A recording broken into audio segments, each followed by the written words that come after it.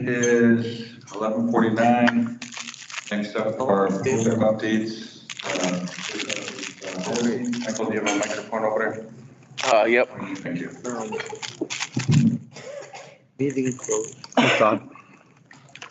Hello. All right. Bonjour, everybody. We got a lot done in the last 3 months, I feel. There's a lot of work to do yet, but we're making the right strides. We hired 3 new maintenance guys in the last 3 months, a new HR manager.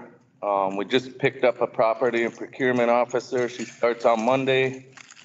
Excited for that, so she can keep track of our dollars and ordering parts and things like that. I'm super excited about the new software that we just purchased. That's gonna help us with work order documentation, their tenants' files, so files don't get lost and things like that. Invoices for our accounting team, employee files for our HR and our own employees, like personal things. It'll be in the computer system in its own locked file. So pretty excited there. Riverland just got some new cameras started installing on Thursday. I believe they should be pretty much complete as of today. I kind of want to go over there and check them out after this. That being said, I'm gonna start looking into them cameras and seeing how that camera system works.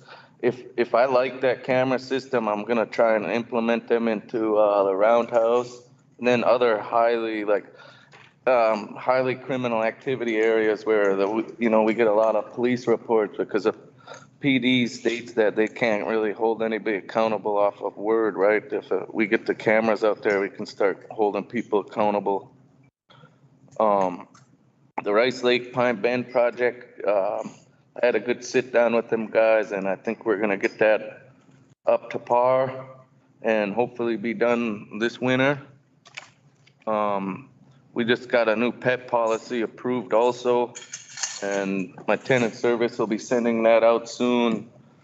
We'll have 60 days to comply after we send it out, so you guys will be getting a new pet policy. I'm excited about that too, because that means we can kind of maybe get a handle on these dog situations. Yes. Met with the insurance agent last night out in Nadawash for that burn unit. Hopefully be seeing some money coming in for that shortly. I just want to say thank you to all of my staff that's been working hard. I've been in and out of all their offices, all our maintenance guys. We've been doing Monday morning meetings. We're all starting to get on the same page, working as a team. Pretty exciting. Try funding guys. I have them out in Nadawash measuring the siding on that green fourplex. So we should be getting bids in for that. I know they're working in there taping and mudding on one of those units also. I had to send them out to look at a couple of roofs out in Nadawash. That work's gonna be getting pushed out and pretty hard here the rest of the summer. That's pretty much what I got for the last 3 months, but I also got some more goals for the upcoming months I wanted to kind of start to talk about. One of them is to get a accessible website so everybody can kind of see what we're doing. I want to post, things that we've been doing and things like that. I also wanted to start getting out in the communities and trying hosting events, hopefully next summer and things like that. We can get that on the website so you guys are all aware of what's going on at housing. Also pushing to get a tenant service housekeeping / lease training.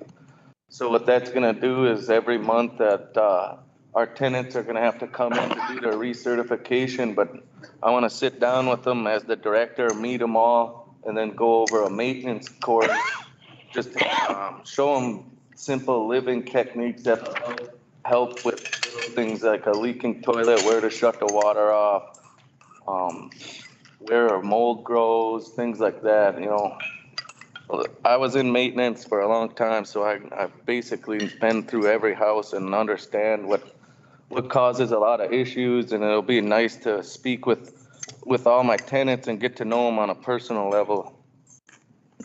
I also want to start enforcing our lease agreements, because if we don't start enforcing them, then tenants that do follow are mad and that we're not enforcing. So I kind of want to start getting that. Filling our vacant units, we got plans to do that. It's just that we got to get caught up on work orders at the moment and maybe get some more contractors. Small contractors are starting to be kind of hard to find. Tribally owned small contractors we only have about 4 of them that we use for our small stuff. I also was trying to request a meeting with our police department, ICW, mental health, all of our programs, so that housing can be involved in this, because in a sense of things, most of our people, that have these problems are living in our housing houses, and I can relate with that and maybe help get them the assistance they need and get applications out. I sat down with Jamie, and was it last month, we were talking about hopefully maybe revamping that 2nd story floor and maybe pushing some of those wraparound services up at the Riverland apartment so people can access them there. And as far as our vacants go, we got 12 at the Riverland, 1 in Monoman, 7 in Rice Lake, 11 in Ponsford, 3 in Nadawash, 0 in White Earth, 2 in Elbow Lake, and then 102 people on the waiting list. That's pretty much all I got for this month. Only 100? I'm hoping to come back in the next 3 months from now and say that I got a lot of this stuff done that I just talked about. I'll just open it up for any questions if anybody wants to ask anything.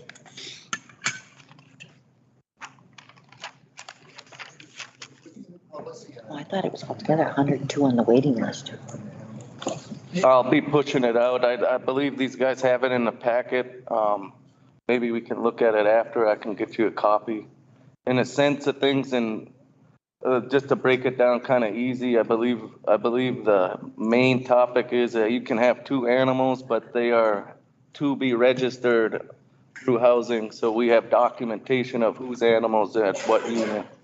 So if a dog happens to bite a child or something like that, we can document and go back to that house and find whose dog that is or who's liable. Patients. I guess that was one of my concerns too. That they put a housing, do a housing policy for some kind of service, and didn't get it. Yep, and I get a lot of phone calls on these pets, and they're actually a huge issue, so I'm really hoping that pushing this new policy forward is gonna help with that. But in a sense, we need to maybe sit down with, I would say PD and also, conservation. Henry. And then maybe have a meeting on something we can do about getting the strays out of there too, because I know some people, once we start enforcing this, some people ain't gonna want to put the paperwork in to say that's their animal, but they'll still be running around. Will they have to be chipped? For dogs at large, is there anything that you do for, like, I know that you can eliminate having dogs into projects and then animals and stuff like comfort animals and such and such and such. We know that dogs, it's an animal that helps you. But some people are mean, but is there any way that there's $3,500. something? They're right there. That would fit the project. If you do have an animal that you have a fenced in yard or a dog run or. I believe it's in the policy that they have to have it on their premises or chained or in a cage or something like that, where it's not just running around wild, in yard to yard. I believe it's in the policy somewhere that states that they need, if they're gonna claim it as their animal, they need to take ownership of it. Michael. Mike, Like I said, is there a dog, do we have a dog ordinance too? That's similar to that? I love it. I have 5 dogs of my own. I have a vehicle. Two. Right. My That's animals don't bother $500. No, anybody else besides he's got 5 dogs, he said. Yeah, so I'm just crossing my fingers that this is gonna work good. You know, I'm hoping it does. I think it will help for sure. Well, the animals required to be chipped so you can trace them back to an owner? I don't think it's in, I don't think that chip is on the pet policy. So Tornado Wash has had an issue with our dog population, and so we're really happy to see this. If you could email that to one of us on the community council, we'd really appreciate to see what those changes are and what needs to happen.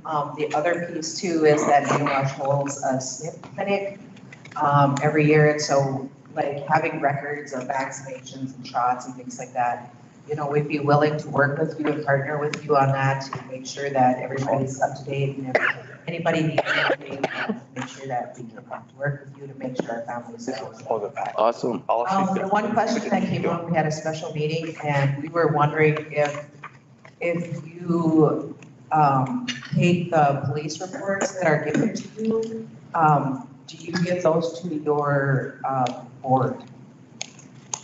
No, we don't present police report to the board. They just go through tenant service and then tenant service takes it and Okay, thank you. you're welcome. Yep, go ahead. Okay, I know they had last year, they, put the chip in the animal and the vaccination and that, and it was a group that,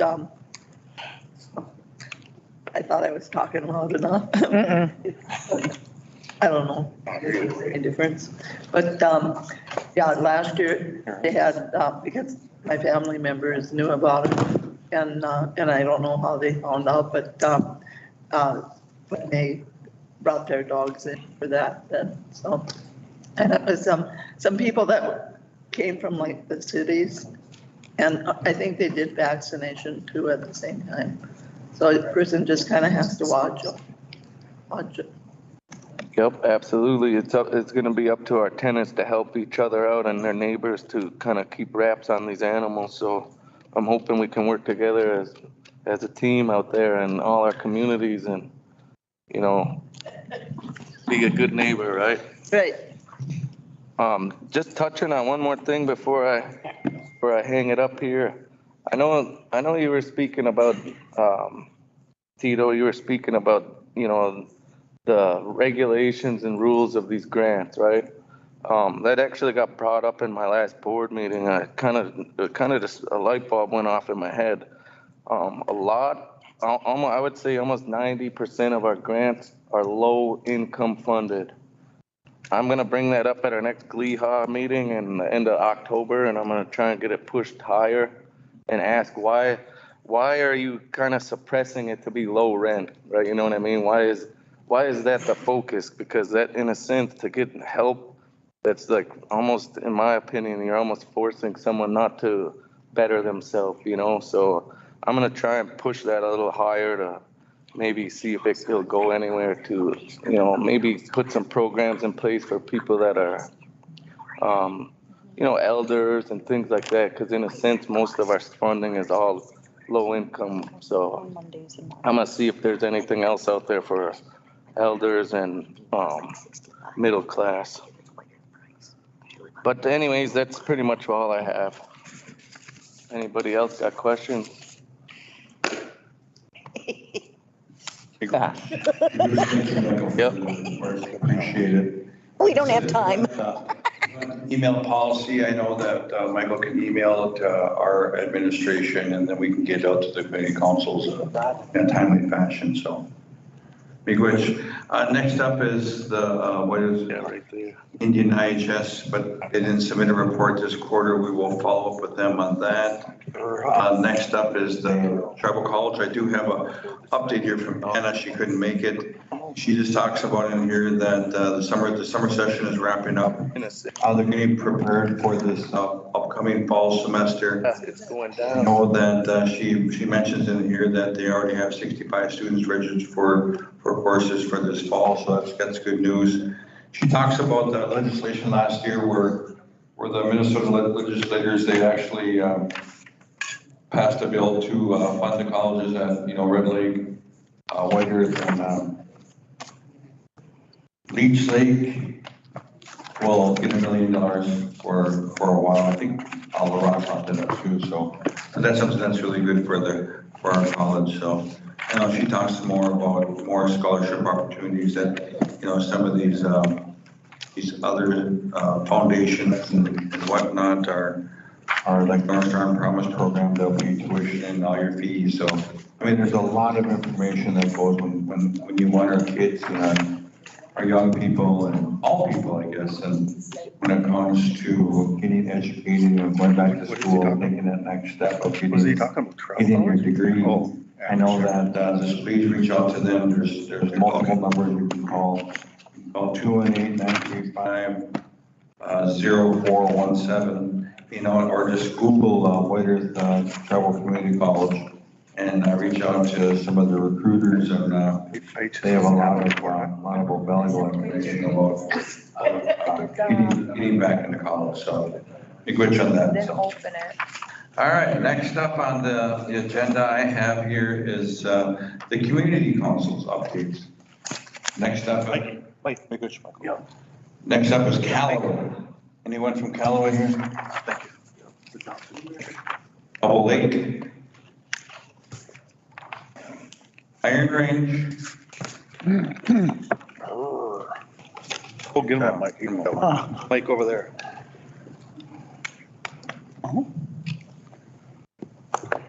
We've started a lot of new programs up on the Iron Range. We're doing a lot for our elder community with transportation for their medicals. For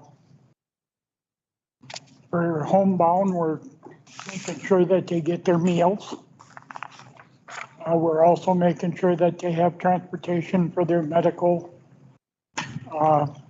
We did snow removal for the elders last winter.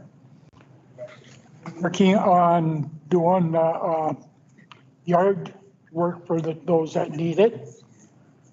And in the process of doing that, we're trying to use our high school kids and hire them to do the elders' yard work. We just had a new election. If our officers stayed the same, nobody wanted to step up. And we added one. We split the secretary, treasurers down to secretary and then a treasurer. We've got a new person in as treasurer or as secretary, keeping all our notes.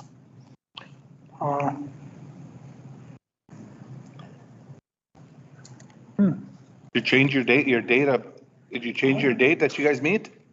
Yes, we did change the dates that we meet. We're meeting the first Thursday of every month now instead of the second. And it's still at 6:30. We did move to a larger area to where we have internet access and Wi-Fi access. It's right next door to where we were.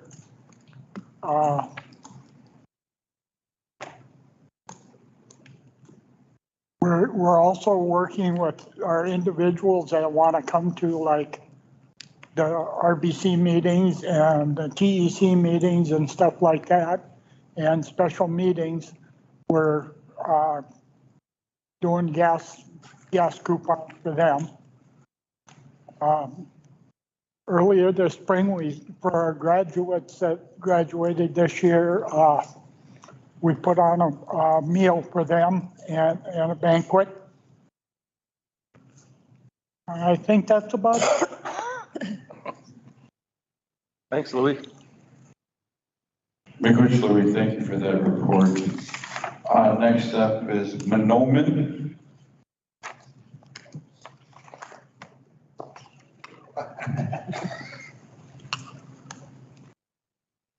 We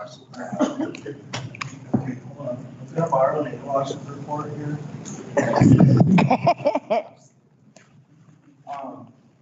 On the past quarter, when no material community council. Josh. Closer. There you go. But, so in the past quarter, we carried survey on the second. We partnered with the wider CSO.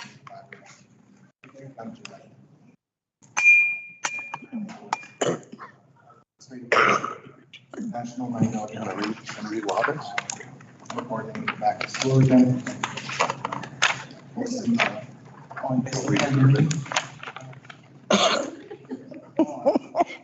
I need to turn this way now.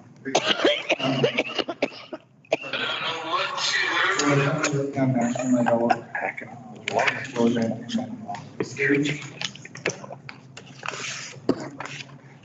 And then we're working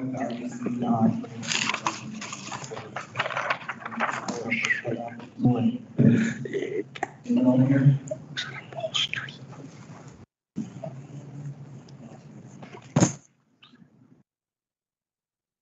We met with Lisa McCurry. Maxwell Court will be placed in Monona. And then on 7/25, we attended the community advisory council to discuss use of police funds. And our only other thing is, so currently all of the council equipment is stored here at the old Chapel building, which was real at instances where rummage through. There was recently building. So we're just kind of having issues with storage. We did construct our own shed to hopefully store stuff in. We don't know how secure that will be. Additionally, the Minoan Tribal Community Council does not have this meetings.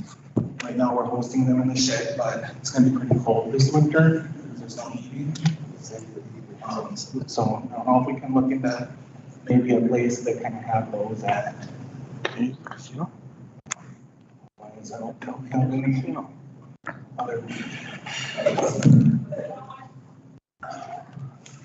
Josh, you guys are more than free to use the casino too. Just let me know and I can set that up for you.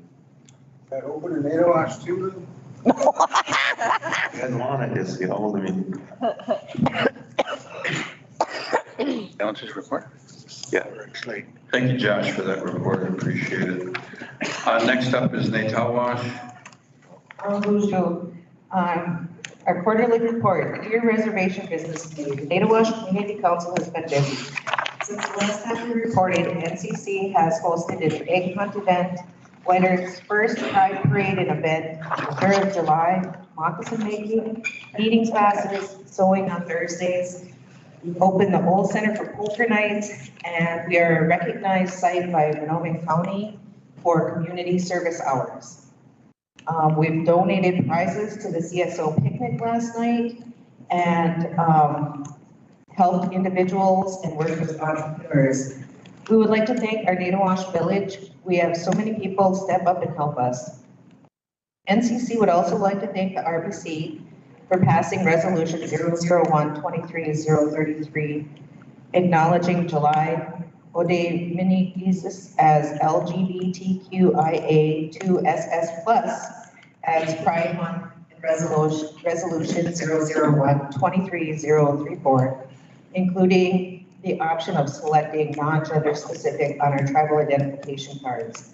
These resolutions were drafted by one of our NCC members and fully supported by our entire community council. We held a special meeting this month to discuss the serious concern we are having with our youth. This meeting was to discuss possibilities. We will be submitting a proposal and plan to you, and we appreciate the tribal programs that attended. The requests that have not changed or seen progress is a new community center. Can we please set a date and time to discuss the next steps? Nobody has reached out to meet or discuss this with us, and our children are celebrating holidays in this building with no kitchen, black mold, and asbestos. We need a community center. We need only 5 minutes of your attorney's time to assist us with 501c3. Please understand, once we have our nonprofit status, we will be able to help the needs of our village members. Lighting and street signage for the junction of the Workforce Center Road and County Road 4. The intersection is dangerous. We also continue to need signage for the water tower projects. Nobody has talked to us about this either. No movement on the dock issue, but it's good to hear that housing has finally got some changes put in place. We're happy to hear that. NCC submitted a request for funding. I'm sorry. I actually clipped and pasted from our February report. We were wondering how long it takes for the youth and elder funds and what are the new policies. And we asked for a week's notice for the RBC regular meetings. We did receive an email this time, thank you, but if we cannot have notice, we cannot attend. Many of our NCC members work with members and have things scheduled with them. We understand the meeting is held on the last Friday of the month, but RBC has moved the meeting multiple times. The drum hall event over the stove and the downspouts, this is a lawyer's display. NCC has an open invitation to our District 2 representative and encourages all RBC members to attend our regular meeting, second Thursday at 6 p.m. We would like to thank the Secretary Treasurer for attending one meeting. And the one thing that we wanted to add that we didn't put in here is if we could have one contact person for our community councils, because we know that your administration staff is really busy and everybody's really busy working, but it might help with communication because that seems to be an issue that we're having. And NCC has been asked to explain why we are requesting a letter of support signed by the chairman to pursue funding off the reservation. As you're aware, there are a number of tribal funding sources which require a letter from non-tribal governmental organizations on the reservation to pursue funding. We are aware other letters have been signed for other nonprofits on the reservation, and we are requesting one too.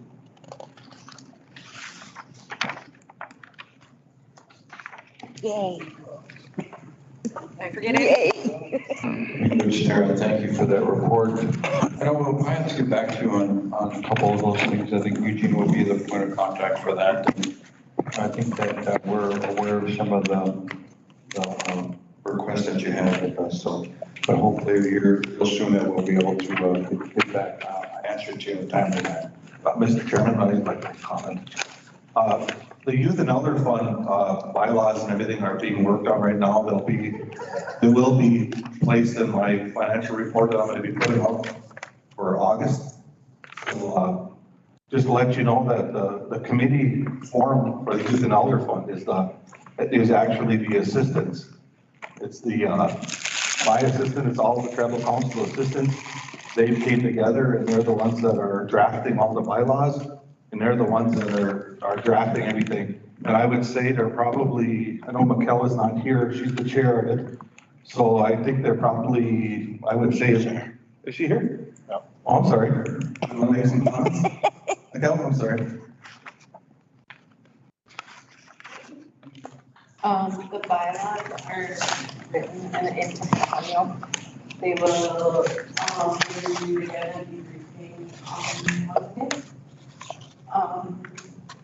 The budget is done and just needs to be reviewed, so it should be within the next 4 weeks and would be able to be presented at the next regular meeting. Once it's all done, it'll be published. So go ahead. Okay, thank you. Next up is Northeast Cass Lake. I did get a written one, quarterly report, monthly meetings held in April, May, and June. For the community building, Cass Lake, the building has 2 new floor items to complete, and the project will be done. That was for the new kitchen. Remains a project in process. Several elders are submitting applications for home repairs. Waiters Lake Lake are collaborating together in the elderly ramp project. So that's a good thing that we are working along with Leech Lake on that they will offer free labor. We just have to buy the material and they'll build the ramps for our elders over in Leech Lake area. Security around the backside of the building remains an issue. Just talks about the alley area, which is not lighted. We have to look at lighting over there. An elder and youth event is being planned for August. That was there. Hey, Joe. I got you, fella. If you go up, man. Okay, that was Cass Lake. So next up is Pine Point here. Rice Lake. Jamie? Read, I'm sorry, Jamie. Romance, Jamie. Oh, Yeah. In April, we had our Easter event. Yeah. we did baskets and we had 103 registered walkers. About 100 registered dancers. We updated our parking lot to make more room on all grounds. Did ditch cleaning with the Boys and Girls Club. 5+ kids. Yeah, I get it, but that's right. Way over there. And then we served them meals every day and door prizes. They enjoyed that. In May, we started a fundraiser, to raise some money. Stuff. Like we're trying to get. We're wrapping up 75-inch TV. Trampoline.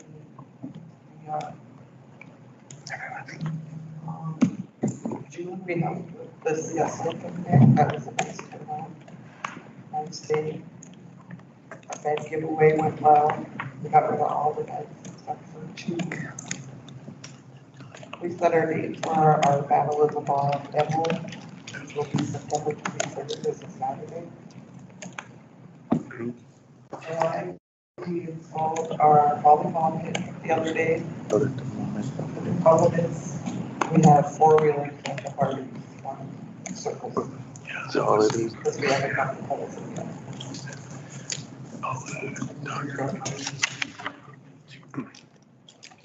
Our annual fireworks show went over good.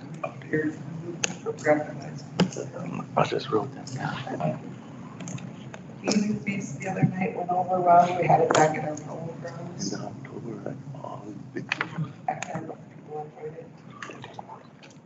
And then we. The tribes from all over just jumped in the river. That turned out really cute. I've already met with a couple.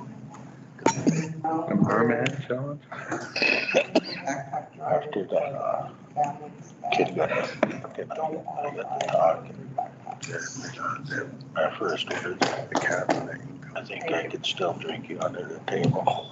Good to hear that. Thank you for your update. Next up is Wobbin here. I got the written report. Really? Okay. Wobbin's written report. Robin's. Our Rising Sun Community Council made Wobbin Days happen this year after not having it for over several years. We had a parade, picnic, volleyball under the lights, beanbag tournament, chalk on the sidewalk contest, vendors, music in the park by local musicians, men's softball tournament, and a dance at sundown. It was a very well-attended event, and we served 297 meals. Next year, after learning a lot and experiencing ups and downs, we feel that it will be much better next year. But we received many good compliments. We did get help with a donation to the community picnic with Sue Hanks, which was well attended and fun. That's the end of the report. You did very well. Thank you. I really appreciated it because we had our class reunion of 1963, our 60th class reunion. So they spent a lot of time in the park. Oh, yeah. So. I was only at the softball tournament. I was Relay the message Relay it. ever. Yeah, oh, and we got 3rd place, our elders. Oh, yeah. Yes. Oh. I heard you guys would have got first, but your car broke down or something, or what? The white duct tape. Yeah. I didn't even see that. I saw the decorations.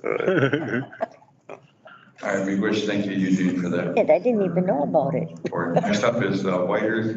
They have a written one. White Earth Community Council has been been busy planning the Sturgeon Moon Powwow that was held this weekend, so hopefully everyone shows up.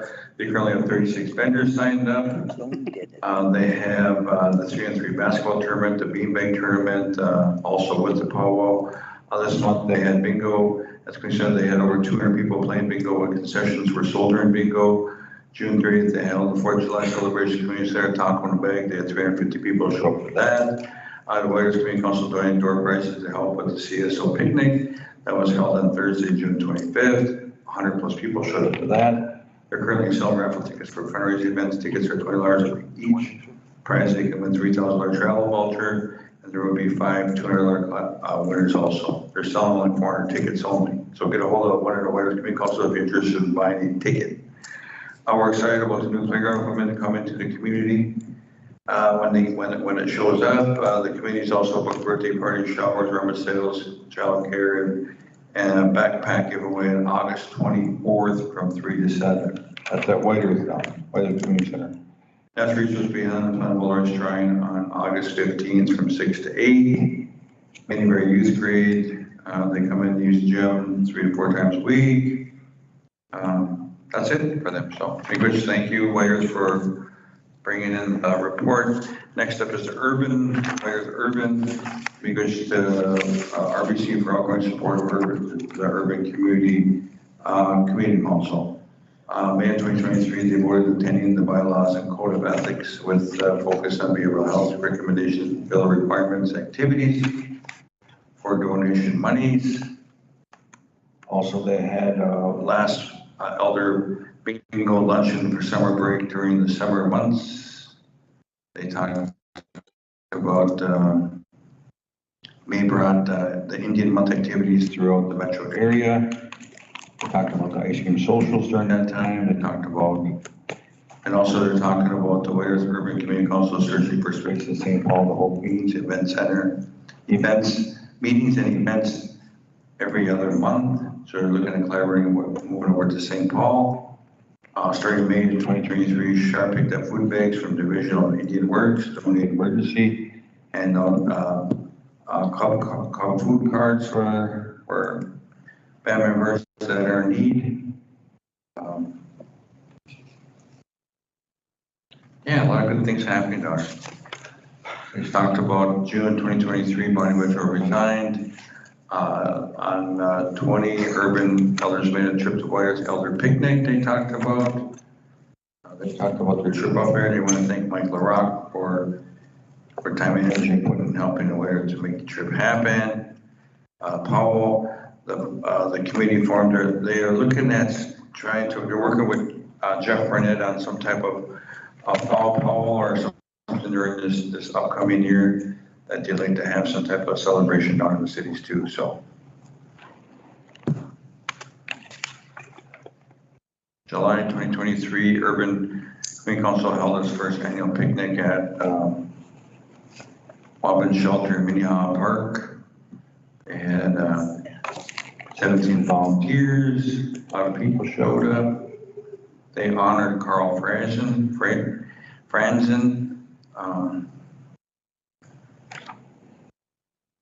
And talked about how good the picnic was. They want to thank the council again for the picnic and ongoing support. They want to thank 2 employees for behavioral health. Upcoming events, August 1st, 23, we'll be meeting with the new COO up at the Urban Clinic in Minneapolis. The Powell Committee weekly planning meetings, backpacks, giveaway, and also with classes, doing moccasins, ribbon skirts, and also ribbon shirts. So looking at doing some of that upcoming year real soon, and getting some trainers or some teachers to come in.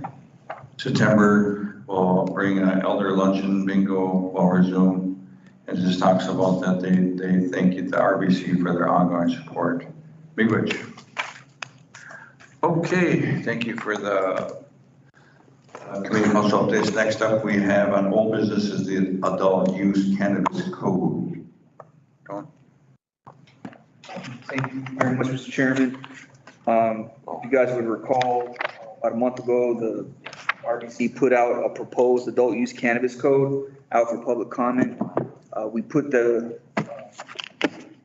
received only 2 comments, both from the chair of the Medicinal Cannabis Control Commission. The first comment was that they suggested that no person engage in cannabis related activities within the White Earth Reservation without a license issued by the commission. I've incorporated that into the proposed code today, to the final code today. The second comment was that it was suggested to place restrictions on personal possession of adult use cannabis products within the reservation, and those provisions are incorporated into this final code. So I wanted to go over some of the larger ticket items that is presented by the code, and I can field some questions after that. So, the big thing that the code does is it authorizes adult use cannabis. So adult use cannabis is colloquially known as recreational cannabis. That is approved, or rather authorized by the code. And much like the medicinal cannabis code, it's going to be called an adult use cannabis program in order to sell adult use cannabis within the reservation. The commission, there's not going to be another commission created. It'll be the Medicinal Cannabis Control Commission will be assigned oversight over an adult use cannabis program within the reservation. Much of the code is still the same. However, there are just slight changes to terms. For instance, adult use cannabis products and adult use cannabis program.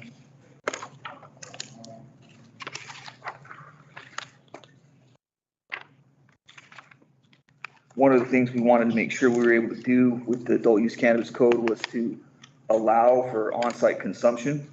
So a license for on-site, a facility will be licensed for on-site consumption on either a temporary basis or a permanent basis. So for a temporary basis, you can consider that like a pop-up event where maybe food trucks or some kind of chef can make food products with cannabis in it, or a permanent place, a facility to allow on-site consumption. That's something that's not in the medicinal code, but in the adult use code, it will be.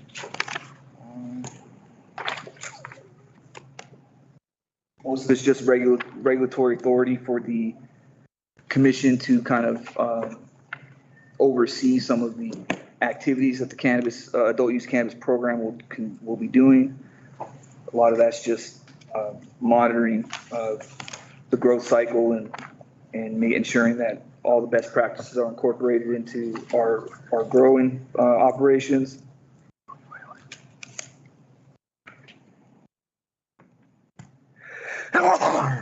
Bless you.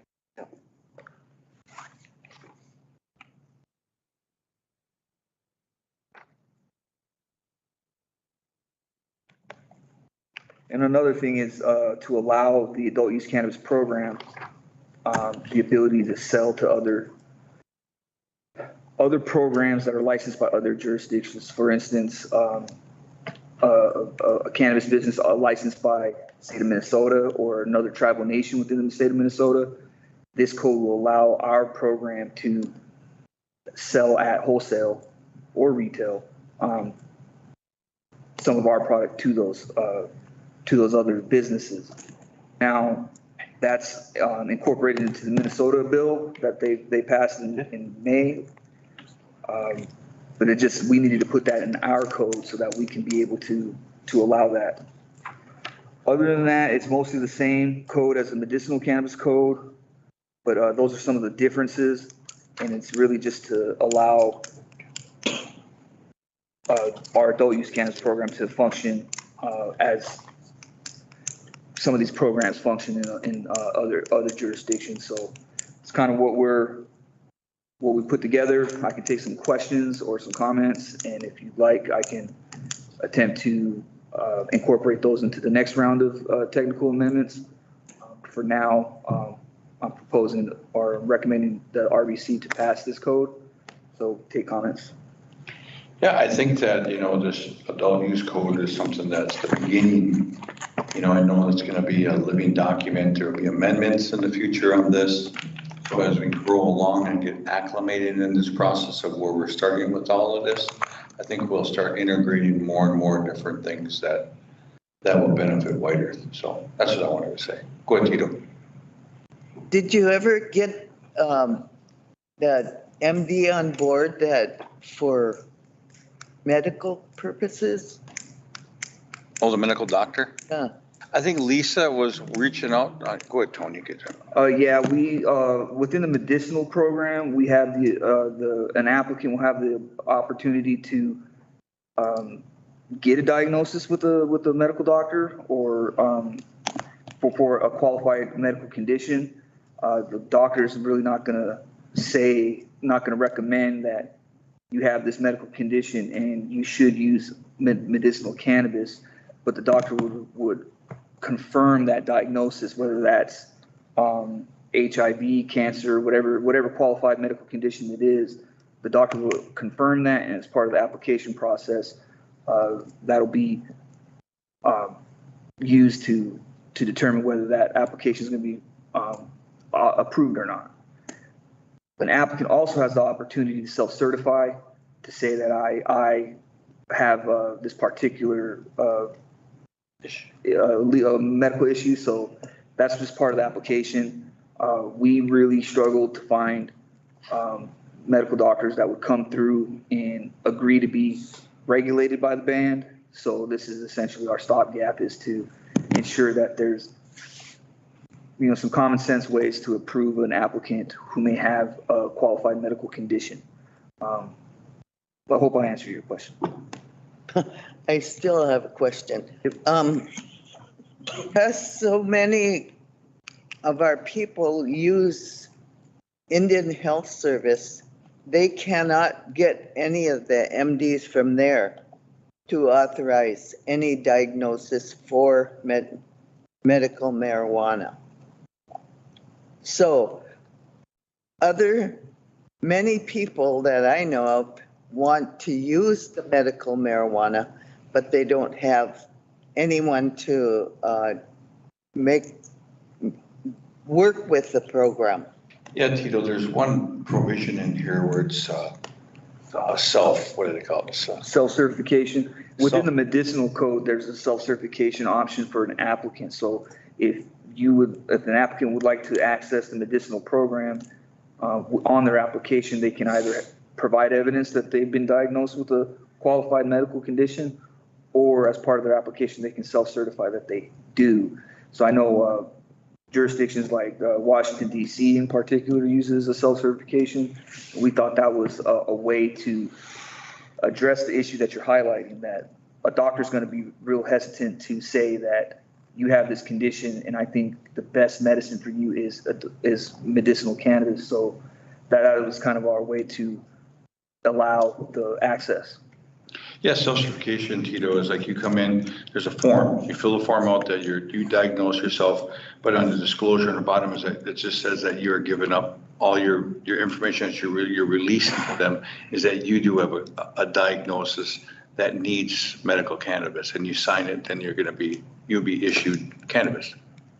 You'll be able to purchase a cannabis from our medical program. Doesn't make sense. It's called self-certification. Yep, so self-certification, Mike, is just like if you went to a doctor and the doctor writes down that you have rheumatoid arthritis, which is, which kind of one of the closet. Do you use the mic? Yeah, but all you need is just that doctor verification. Yes. But the doctors from Indian Health Service, because they're a federal government program, they will not. But you don't need a doctor. You don't need a doctor to say. You self-certify yourself. You're certifying yourself that I have blah, blah, blah, certifying me that I'm a medical candidate. And you sign and date it, and all it says on the bottom is you're telling the truth, and you sign it. Right. That's all you gotta do. You don't need a medical slip. You don't need a. But you know what I'm talking about, Tito? I know what you're saying, but that don't make sense to me. But they do it in Washington, D.C. in multiple jurisdictions. And it's working. I mean, all they have. Well, I know it works for people because I know of people that are using, but for the medical purposes. But, you know, And the other part, Tito, is adult use. You don't, you do show your ID and you could purchase anything you want, but when you get into the medical part of our program, you get savings in it. We don't tax you in that, in the state tax, the 10% state tax that we have to pay in cannabis to non-members. You don't have to pay that. Now, if you go into the adult use part of it, then you're gonna have to pay the 10%, regardless if you're native or not. Right. So there is savings in the medical program. I understand with. Tito,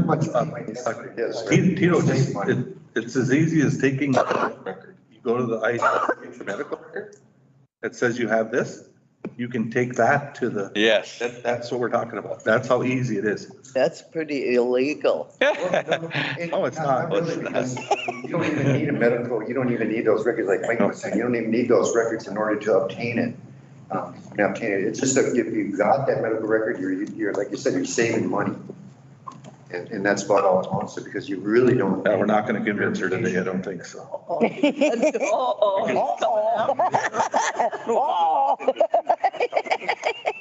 Putting her today. You're gonna certify what? That's That whole left. talking about most of it. And for the IHS, they are federal, and because marijuana is not legalized federally, they cannot give one of the medical cards. But, you know, if the feds decide to go Your medical, you can bring it with you. legalize it, I'm sure that IHS would jump on board. Yes. Yeah, but they won't. Oh, yeah. Well, thanks, Annie. A deeper conversation. Do not convincing her. We got native wash bill now. Then I'm on it.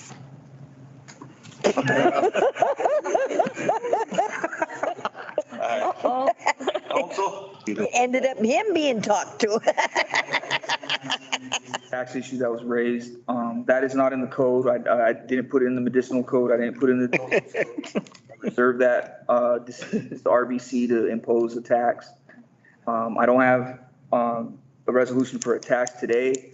I would recommend, the RBC consider a 10% gross receipts tax on, adult use cannabis, because that is what the state has imposed. And without a tax agreement in place, we're gonna fall back on federal Indian law principles, and a state can tax a transaction on the reservation involving a non-member. So myself, I pay a sales tax in the absence of a tax agreement in place. So in order to make it uniform across all persons, all customers, I would recommend a 10% gross receipts tax on adult use cannabis. Obviously, that's not a decision you need to make today, but I would like you guys to consider it for the next meeting that we do have. I think it's a good thing. Any discussion, council?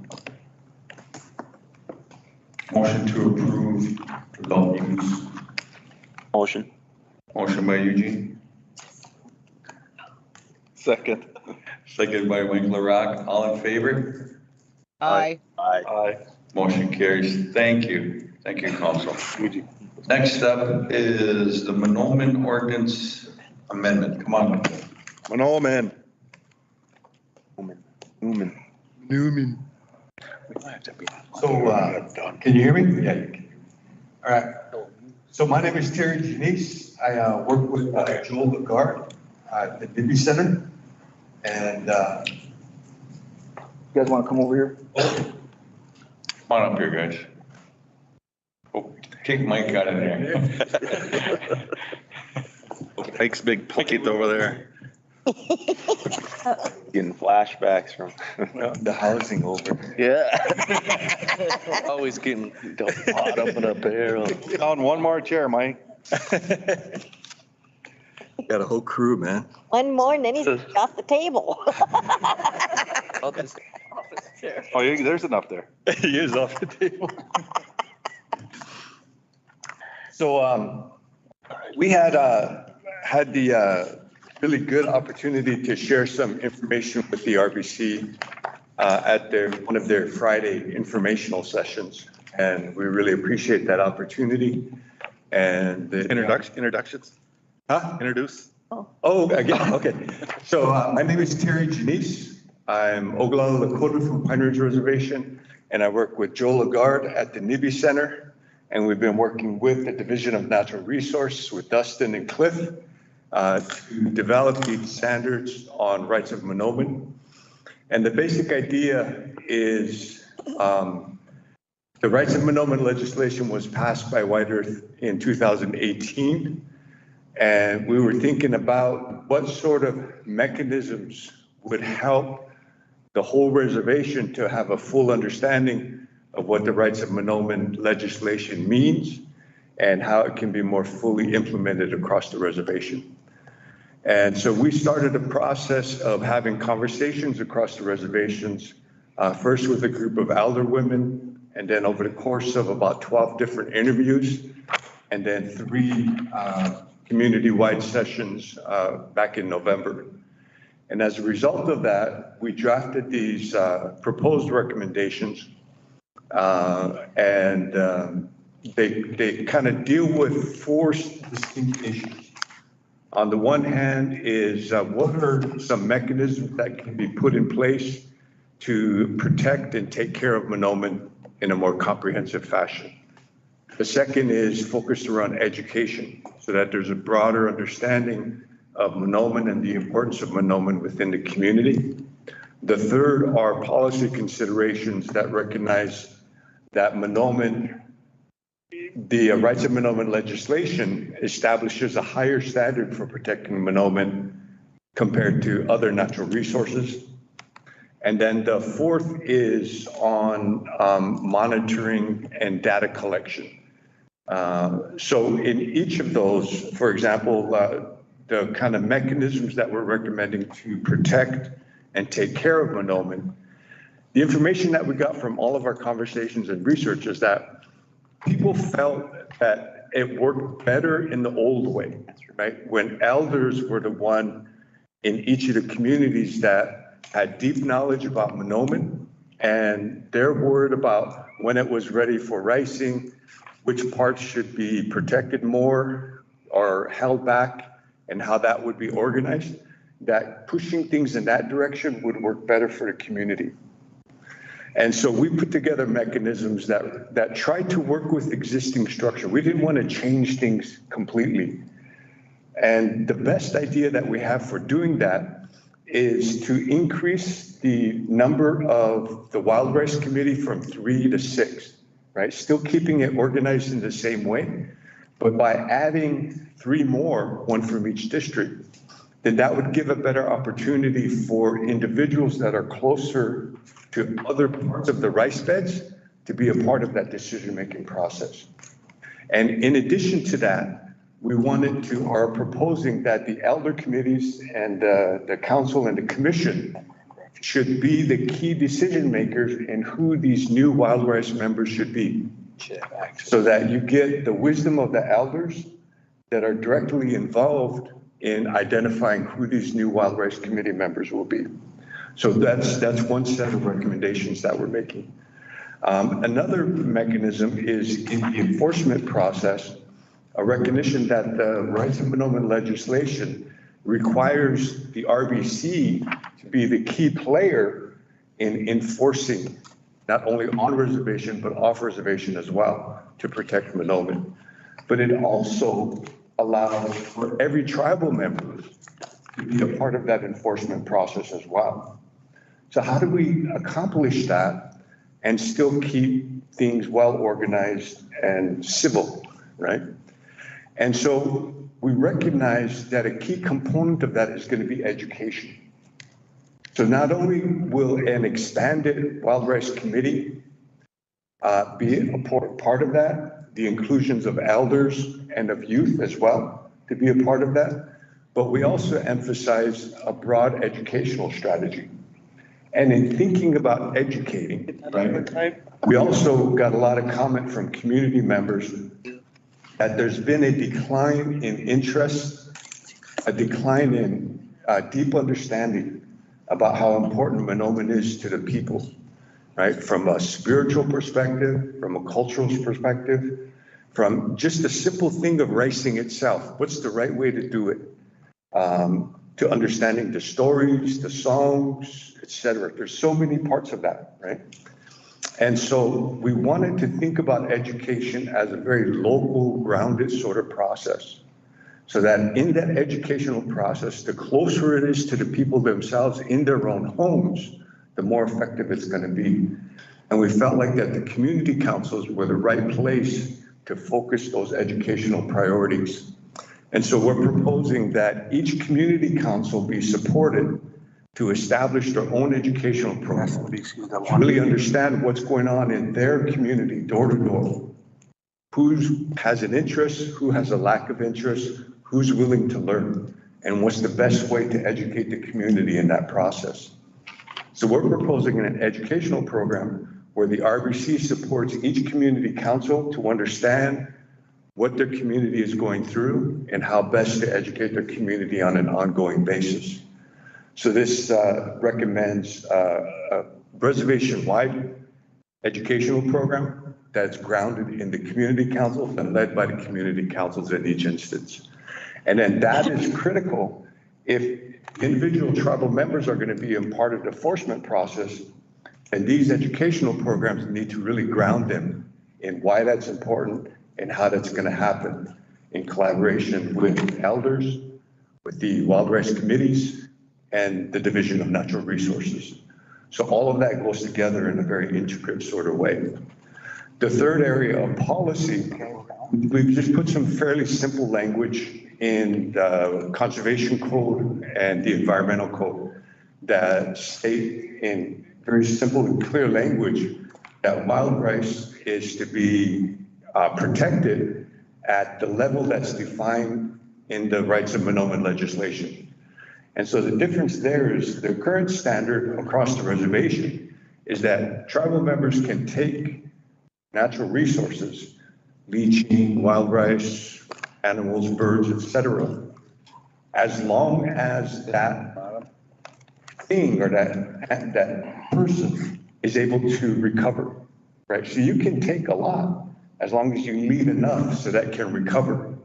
But with Monoman, the rights of Monoman provision says Monoman has the right to thrive, to exist, and to be fully recovered.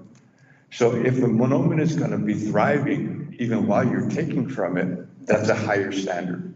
And so we put language in the Conservation Code and the Environmental Code that reflects that. And then finally, in regards to monitoring and testing, one of the things that we recognize is that in order for the community to have a full understanding of how is the water good or is it being polluted? Is it at the right level for Monoman to grow effectively? Is it being damaged or threatened by pollutants coming from farmers or other activities or global warming or other things? And in order to have that real good understanding of how the environment is so that Monoman can be healthy, that the Division of Natural Resources has to be able to effectively monitor that. And so an increased level of water quality testing and an increased ability to get that information out to community members in an understandable way. Oftentimes this information is really complex, right? 7 parts per billion means this or something else, right? Or water quality appropriations going to line 3 and how that affects an ecosystem and the groundwater. All of those things are complex and dynamic, and the ability of the Division of Natural Resources to do the appropriate amount of monitoring and testing and share that information with the population, it takes a little bit of money. So we're recommending an increase in funding for a couple of staff lines for the Division of Natural Resources as well. So that's basically what we're proposing.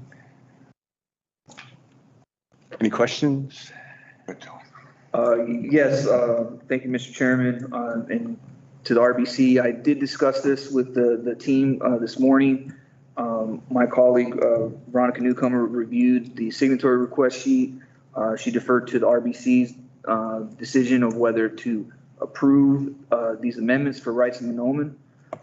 However, and I do agree with her on that issue, on the policy issue, but between myself, our CFO, Tracy Locke, and Dustin Roy, our division director for DNR, we need to figure out, well, two things. One, we need to figure out where the dollars are going to come from, and we want to make sure we're thoughtful in how we determine that. So we'd like to recommend that this be tabled to allow us to have those meetings to be able to determine where those are going to go. But I also would like to kind of put the code amendments through a more formal process to show a red line to the RBC what's changing and what's getting taken out or what's being put in. And then also have a potentially put it out for public comment. I know you guys did a lot of public outreach, so I don't want to replicate those efforts, but I do want to have the community to have an opportunity to weigh in if they haven't. So those are my thoughts on it. I defer to the RBC. Yeah, I just talked with Tracy and the financial end of it is taken care of. We should be able, I think it's important enough that we can find, we do have some dollars to start, and it is. So I think it's important enough that we find the funding, and we did that, so. Yeah, and you guys met with Tracy, haven't you, about, go ahead, Tracy, tell them, that we can only do it for 1 year or something, or? Well, you guys would have to meet as a council and agree to using that source of funding we talked about. And what we talked about was not just taking it, and we discussed this prior to, not just taking it and throwing it directly into the general fund, but using a different revenue source to cover it maybe for the first year. And then maybe trying to find its own grant, maybe going out there as the natural resources team with economic development and seeing if there's a grant that would cover this. That would give them a year to try to find funding for it. I feel it's really important. And with natural resources, I'm thinking there's got to be something out there along these lines to help fund this project.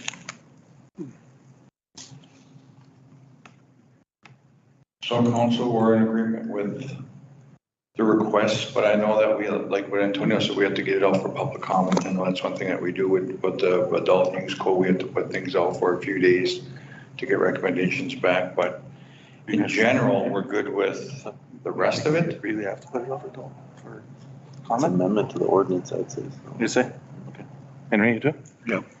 Is this timely, Dustin? Can we like do this all in one meet, like a meeting at the next end of the month, and then get it all passed at once so we can go through it all?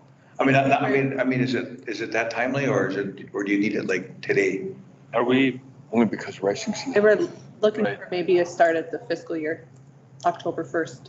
Yeah, we could also call a special meeting, Chairman. Yeah, we can call a special meeting too, but I'm just saying that we want to get this all put out there and have it in the package and. How many days is it gonna go out, Antonio? 30 days? And I mean, we can put it out for 14 or 7. Typically it's 30, but under particular circumstances, you could shorten it. Okay. 7 or 14. Guys. Are you good with that, guys? Joe? Gary?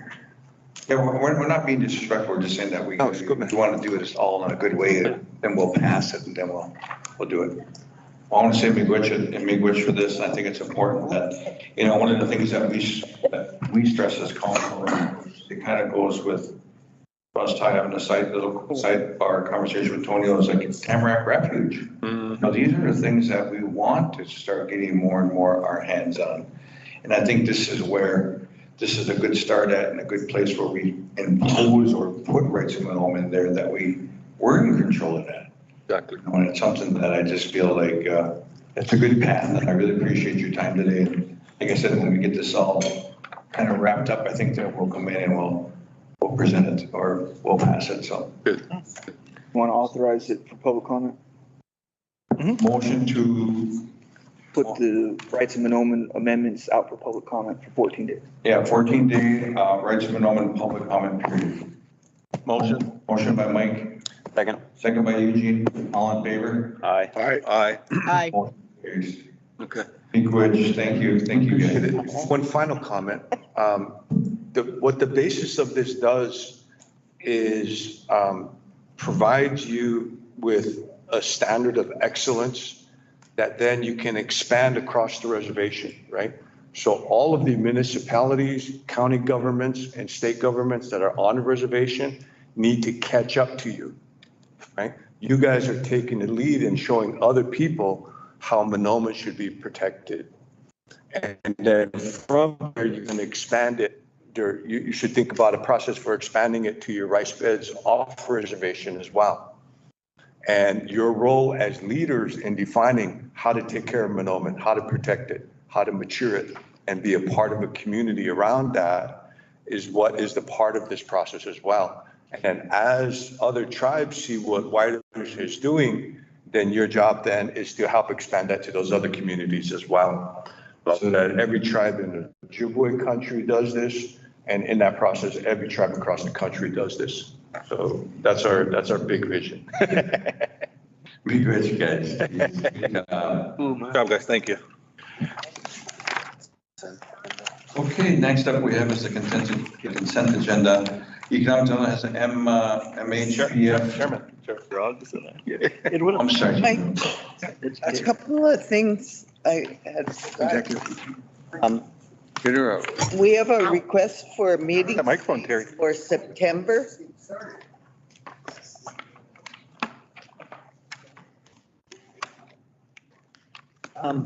We have a request for a meeting space for our September Elder Council meeting. It's in Monoma here. So, normally we have to feed our elders too when we come, so. Is it possible to have it here? Could we make that arrangement? Yeah, we'll check with Scott. Yeah, we'll talk to Scott. And if yeah. What's the date again? Yeah, first Tuesday in September. Tuesday in September. First Tuesday is the 5th. Because we try to accommodate each community. Well, you start about 11, huh? Yeah. 11 to 1? Depends how winded you are. 11 to 3. 11 to 5. They gotta eat, they take a while to eat. So. The other thing was, if you can let me know on that, Kurt. Yep, will do. Thank you. When is the White Earth Kitchen remodel gonna be finished? We have heard nothing and we keep waiting because people from White Earth want to get out there and socialize and visit and have their meal there instead of a long process of delivery. Kurt can find an update for you guys. Good. Okay. What's the other thing now? I know there was one more. Oh, and I forgot. Do you have this on your consent agenda, the tribal pesticide program? Do you know any updates on that? Renee, he was supposed to be here today. Wait on that because is it back order already? Oh, okay. We had supported her at our meeting because there's a concern about all the pesticides that are happening with our fish gathering, game consumption, drinking water, especially our drinking water, and our tribal specific traditional exposures. She's on the consent agenda, but I'll have to take a look and see. I think it probably is this, and we did write a letter of support to her. Just on the Connery kitchen. So I got word that they're waiting on parts to complete the kitchen. So I think a majority of the work is done. They're waiting on some parts that are on back order. So they're thinking in the next couple weeks. That's what we were told 2 months ago. I'm sorry, but that's true. No kidding. Supplies are really hard to get nowadays for any kind of construction. I mean, it's really bad. So that's probably what's the holdup is. I know they keep saying 2 weeks, but we can't pull them out of the woodwork, I guess. We have to wait and get the right ones. I'm still waiting. A whole new meaning to Indian time. Well, I'm still waiting for to have a window replaced. That's true, me. Okay, Tito, I have a question for you, since I gotta figure one back at you anyway, so. The bus. Oh, that was. Guys, what do you, I mean, the bus has been taking so long, and we seem to have a remedy for it now, so we'd like to see if you guys are still want that bus or not, so we'd like to get and you don't have to make a decision today, but let us know. Well, we want the bus so that we can, do a decision. We'd have to But- vote on it. Okay. We already approved it at our meetings. But it's and- taking so long. Okay, well, I'll let you guys take care of that, but I'm just asking because it's been so long, and we've remedied your situation with a bus now, so. So that's When Dan's available or when that shooting star is available. And there's shorter trips we talk about. So that's why we needed, transport. Okay, I'll let your committee decide that, okay? We'll discuss it more at our next meeting. Okay, thank you. You'll be there, right? Tuesday, August 1st, council. At lower level RBC. cafeteria. That's a big sentence. Did you hear that, Mr. Fairbanks? Thank you, Tito. Thank you so much. All right, next up is the consent agenda. We have quite a few on there. First off is the MHFA Community Homeowners Impact Fund. Finance has GUECO change orders. Waiters Congress has some change orders. There's some demo project change orders. Waiters Child Care Facility Project Notice of Awards. Jack Hallman's Acute Care Generation Design. NATO Wash change orders, FY Tribal MIPPA funding resolution, that's the Health Division. SAMHSA project launch, no cost extension and resolution, SAMHSA partnership success project and resolution.